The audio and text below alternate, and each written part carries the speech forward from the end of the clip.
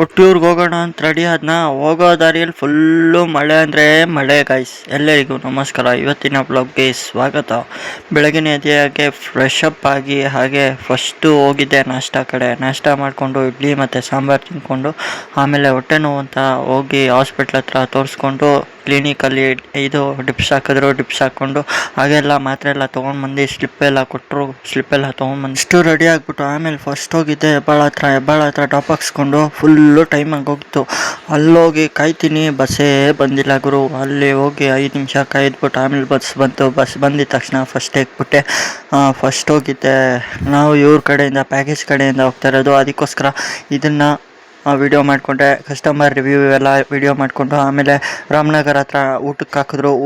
ಪಲಾವ್ ಮತ್ತು ಮೊಸರು ಬಜ್ಜಿ ತಿಂದ್ಕೊಂಡು ಮಸ್ತಾಗಿತ್ತು. ಬಸ್ ಮಾತ್ರ ಊಟ ಮಾಡಿದ್ದೆ ತಡ ಎಲ್ಲ ಪಾಚ್ಕೊಂಬಿಟ್ಟವ್ರು. ಪಾಚ್ಕೊಂಬಿಟ್ಟು ಎಲ್ಲ ಮಸ್ತಾಗಿ ನಿದ್ದೆ ಹೊಡಿತಾರೆ ಅಂದ್ಕೊಳ್ರಿ.